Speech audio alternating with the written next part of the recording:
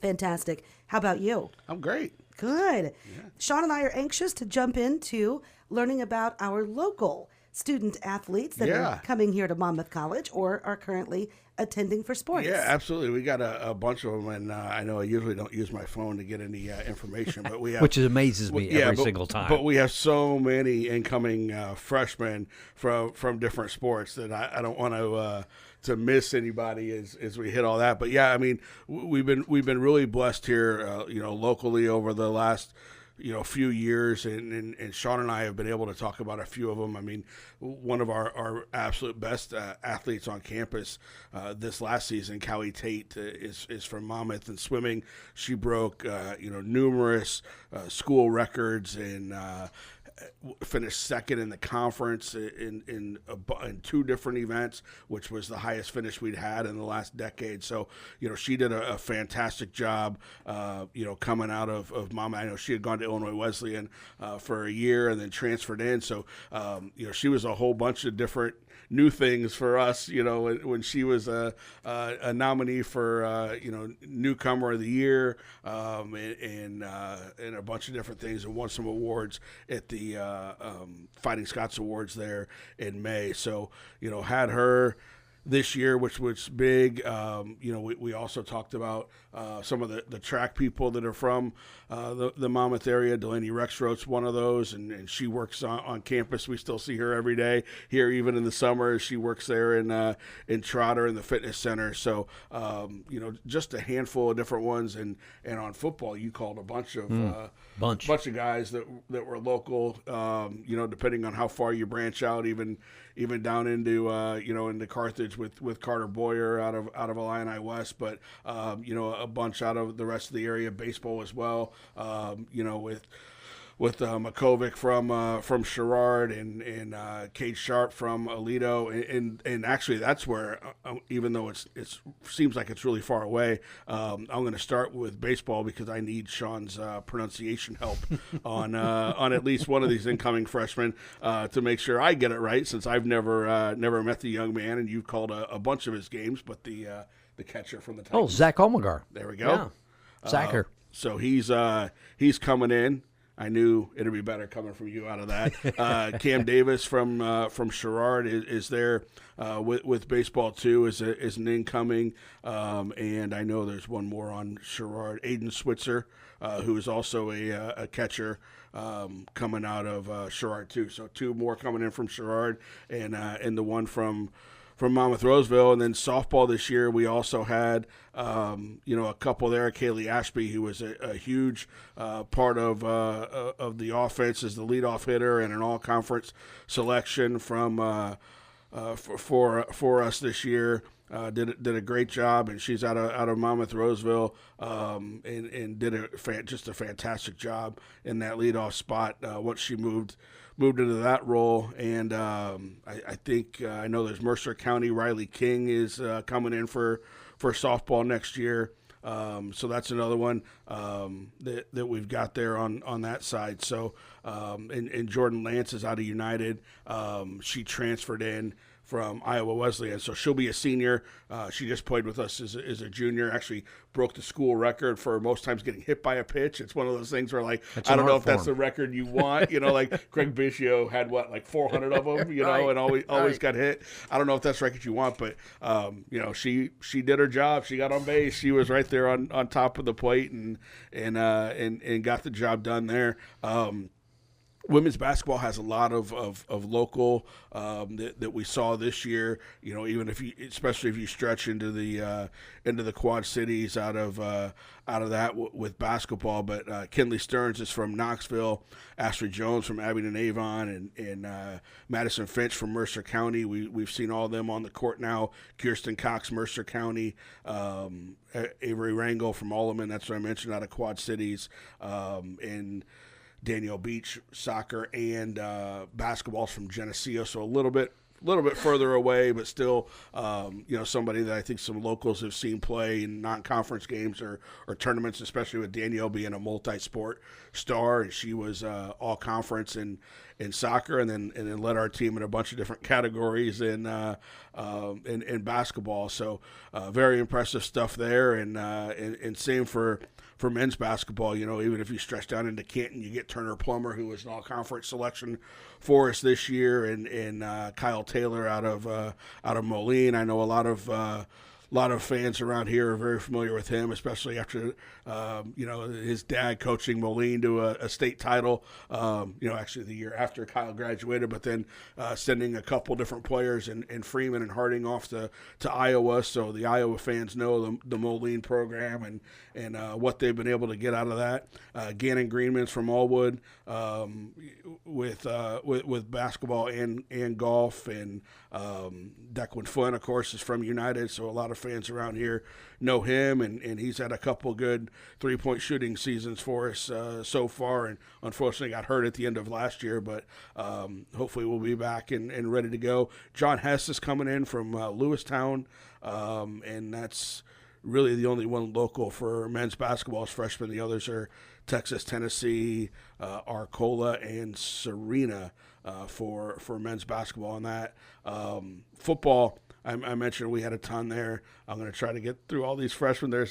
I put the roster in the other day and was joking. There are 58 newcomers as of now, and I know when I talked to Coach Braun about that roster, he said it won't be 58 on August 15th when they arrive to campus, but it's 58 right now. And then about 2 days after he sent that, we got an email about somebody who had canceled their deposit, so that knocked us down to 57 on those the incoming, not just freshmen, but also transfers. But I put them all at the bottom of the roster here to see what we've got. But there's some kids in there that are definitely from the area. We've already had a bunch. You look at Derek Chandler and of course Silas Braun, who's competing to be the starting quarterback this year, with Braden Deem, who's from Rockridge. So either way, the starting quarterback is going to be somewhat local.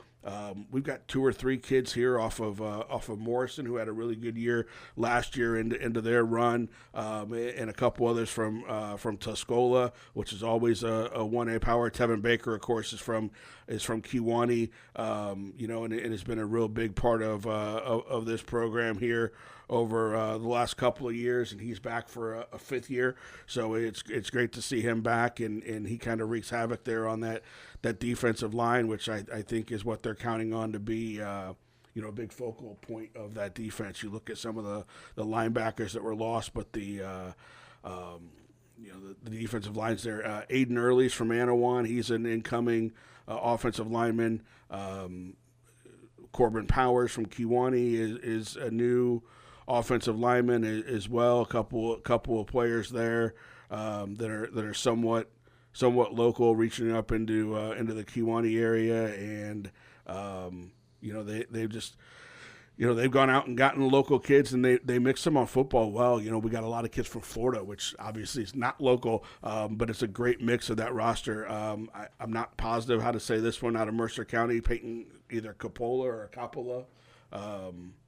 Coppola, who is a fullback out of Mercer County, so he'll be right there in the mix. Logan Bratcher is from Monmouth Roseville. Oh, sure. And Jay Durham from Knoxville, which I actually put him in there twice, so I'll have to delete one of those as I see now as I'm looking through here. I know they're really excited about a couple of the kids from Morrison. I mentioned them coming in, but they had a big year. Connor Deem, Braden's brother, and from Rockridge, listed as a linebacker.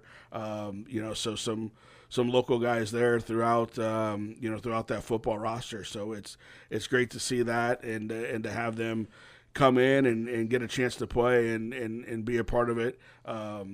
Right away is always a drawing point for Coach Braun. Quite a few locals. Yeah, there's a lot, and even some returners. Jackson Berger, and who's from United, part of that football program, had a great year last year in there as well. So I think they're expecting Lucas Kessinger from Cambridge to have an opportunity this year with a couple wide receivers lost as well on that football program. And, that's the big thing with a school like Monmouth, and when there's so many good, successful high school programs in the area, you're able to get those kids and then mix them with the kids from Peoria, the kids from the Quad Cities, kids from Bloomington, and then, depending on where they are, baseball's had a lot of success bringing up kids from Texas. Florida's had a lot of success. Football's had a lot of success with Florida. Men's soccer, because of the camps that Coach Hatlelli goes to in the summer. He was just at one in Georgia and another one in Bradenton, Florida. But he goes to a couple camps in El Paso, Texas, and has made some nice connections there. So with a couple more incomers this year, I think we're going to have 6 players from El Paso, Texas on our men's soccer roster, because of those camps. So you kind of blend those in. Another Monmouth player from women's soccer who didn't get to play last year because of a knee injury, but Yoselim Hernandez she's really good. Will be part of the program. I know we had 3 ACL injuries on women's soccer, last year, and I know you're going to talk with Coach Henderson later this week, so something to talk about there. But it looks like all 3 of those players are back and ready to go. She was the last of the 3 that got injured during the spring season the year before, so she's kind of the last in. I don't think she was a full participant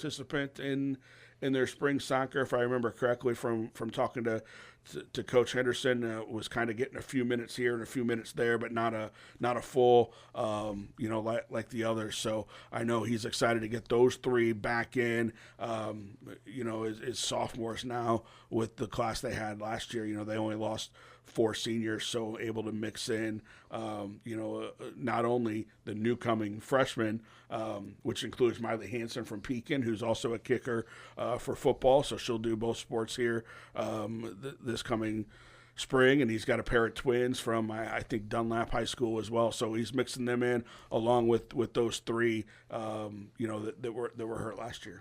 Yeah, remind us about the kicker for football. That's Miley Hansen from Pekin High School. She's a center back for soccer, and was a really really good part of the Pekin soccer team, and expected to jump in here and do the same and be right in the middle of our defense. And then also a kicker and had a really good year kicking extra points for Pekin and hitting a couple of field goals for them. And I know will be part of the mix here at kicker for Coach Braun and what he's got going forward. And we have a really good kicker, Cody Zilk, already on the roster, who's been a starter for a couple years. He was hurt last year during the year, and we had a freshman who stepped in and kicked for a couple of games in Austin Hanson. So obviously an opportunity there, but they also play 4 JV games, so a chance there for the freshmen and the sophomores to play and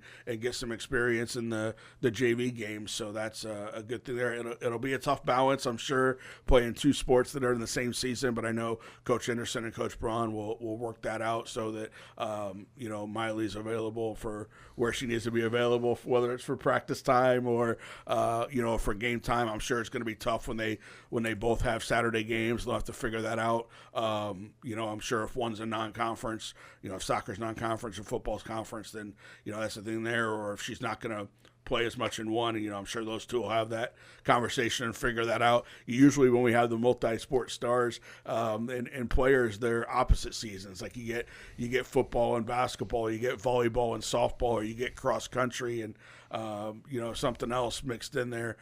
Soccer and track, we've had a few of those, but you don't usually get the ones where they're in the same season. But that's something that at least it's unique, where football only plays on Saturday, so it's not like it's volleyball and women's soccer where they're both playing 3 times a week, to figure that out. So I'm sure Coach Anderson and Coach Braun will get that all settled, and we're excited to watch her contribute to both teams. Yeah, sounds good. Looking forward to another season at Monmouth College. And just remind folks of a couple of things, still free and open to the Absolutely. public. Everything's free.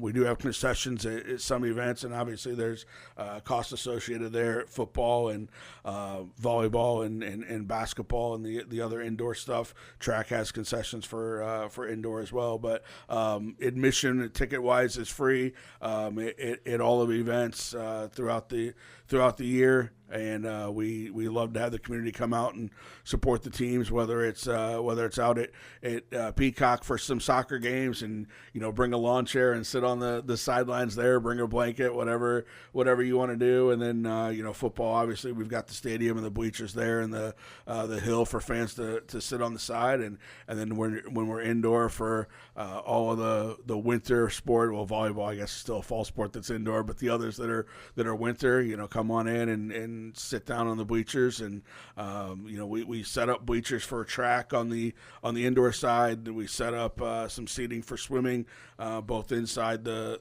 natatorium and then also outside to look through the windows. So there's plenty of seating, and then obviously we got a couple sets of bleachers at baseball and softball. But again, bring lawn chairs, bring blankets, sit out by the fence at both softball and baseball. A lot of people sit over at the Legion and watch baseball games from the tailgate. There's obviously tailgate opportunities for football as well. So we invite everybody to come out and have fun and watch everything throughout the year.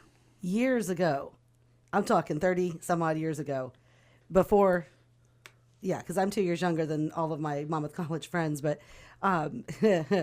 there was a game, Monmouth Knox baseball game. No, nothing more needs said. And Knox. Oh boy, in the outfield got a nice cold one plopped in his glove in the outfield, and he partook in that cold one and continued to play the game. He still do things like that anymore. Nice. No, I've heard some stories from Coach Paterni about his playing days, which were even a little bit the fans were even a little bit more wilder than they are now, and doing things out there in the outfield. But I hadn't heard one like that. Oh, it happened. It happened. That's great. I'm not going to say who.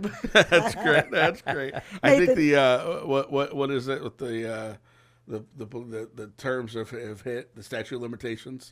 Statute of limitations. Surely probably over by now. If passed by now. But yeah, there's a lot of fun. The students have a lot of fun.